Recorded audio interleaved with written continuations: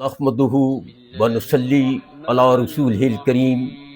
اما بعد فاعوذ باللہ من الشیطان الرجیم بسم اللہ الرحمن الرحیم۔ معراج القرآن میں اصغر بیگ ایڈوکیٹ کی طرف سے خوش آمدید۔ آج کا عنوان ہے کیا ہر اچھا کام بسم اللہ پڑھ کر شروع کرنا چاہیے۔ بسم اللہ الرحمن الرحیم، اللہ کے نام سے جو بڑا مہربان نہایت رحم والا ہے۔ اللہ واحد ہے، احد ہے، لا شریک ہے، مالک کل ہے، خالق کائنات ہے، رب السماوات والارض ہے، الہ ہے۔ ہمیں ہر اچھا کام بسم اللہ الرحمن الرحیم پڑھ کر کرنا چاہیے۔ اس کا مطلب یہ ہے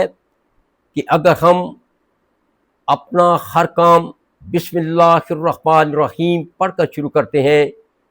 تو ہم اللہ کی خاکمیت اعلیٰ کو تسلیم کر رہے ہیں۔ ہم یہ تسلیم کر رہے ہیں کہ اللہ سب سے بڑا ہے،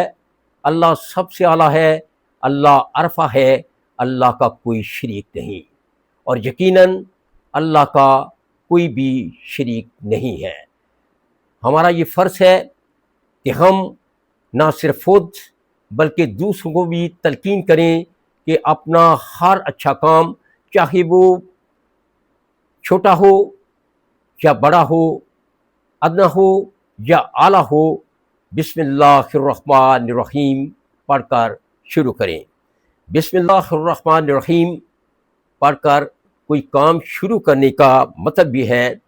کہ ہم نہ صرف اللہ کو الہ جانتے ہیں، الہ مانتے ہیں، بلکہ ہم اس کے ساتھ ساتھ یہ بھی اعلان کر رہے ہیں کہ اللہ کے سوا کوئی عبادت کے لائق نہیں، اللہ واحد ہے، اللہ احد ہے، اور اس کے ساتھ ساتھ ہم انسانوں کے بنائے ہوئے، انسانوں کے تراشے ہوئے، انسانوں کے اپنائے ہوئے تمام تر خداؤں سے انکار کر رہے ہیں، اور انسان کے بنائے ہوئے تراشے ہوئے تمام تر خداؤں کی نفی کر رہے ہیں، اور یہ بھی اعلان کر رہے ہیں کہ اللہ نہ صرف ہمارا بلکہ ہر کائنات کا اللہ الرحمن الرحیم ہے۔ الرحمن الرحیم کا لفظ قرآن پاک کی سورہ نمل کی آیت نمبر 30 میں استعمال ہوا ہے۔ اگر سورہ نمل کی آیت نمبر 30 کا بنظر عمیق جائزہ لیا جائے تو اس آیت کریمہ میں الرحمن الرحیم کا لفظ اکٹھا استعمال ہوا ہے، یہ جدا جدا کر کے استعمال نہیں ہوا، اور ہمارا بھی یہ فرض اولین ہے کہ الرحمن الرحیم کے لفظ کو اکٹھا ہی رکھیں اور اس کو اکٹھا ہی لکھیں اور اکٹھے ہی اس کے معنی و مفہوم بیان کریں۔ بسم اللہ الرحمن الرحیم کا مطلب ہے اللہ بہت بڑا مہربان اور رحم والا ہے۔ اگر ہم ان الفاظ کو علیحدہ علیحدہ کر کے بھی پڑھیں تو الرحمن رحم والا، بہت بڑا مہربان، اور الرحیم بہت بڑا رحم کرنے والا، دونوں صورتوں میں ایک ہی معنی اور مفہوم آئیں گے، اللہ بہت بڑا مہربان اور نہایت رحم والا ہے۔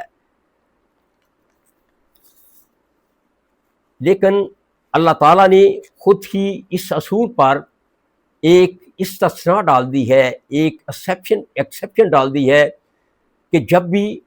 قرآن پاک کی تلاوت کی جائے تو پھر اس سے پہلے اعوذ باللہ من الشیطان الرجیم بسم اللہ الرحمن الرحیم پڑھا جائے، جیسا کہ قرآن پاک کی سورہ نحل آیت نمبر 98 سے ظاہر ہے، فَإِذَا قَرَأْتَ الْقُرْآنَ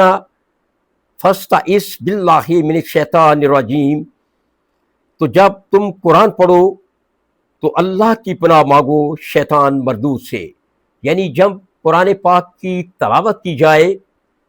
کسی بھی ایک سورت کی یا ایک سورت کے کسی ایک حصے کی، تو اس سے پہلے اعوذ باللہ من الشیطان الرجیم بسم اللہ الرحمن الرحیم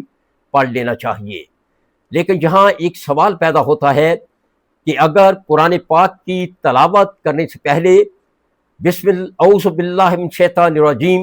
بسم اللہ الرحمن الرحیم پڑھ لینا چاہیے۔ تو قرآن پاک کی تمام تر صورتوں سے پہلے ما سوائے سورت توبہ کے بسم اللہ الرحمن الرحیم لکھا گیا ہے،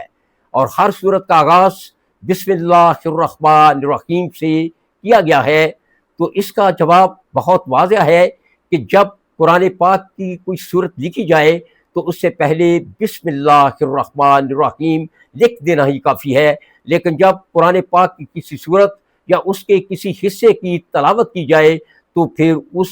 سے پہلے اعوذ باللہ من الشیطان الرجیم بسم اللہ الرحمن الرحیم ہی پڑھنا چاہیے۔ وما علینا الا البلاغ۔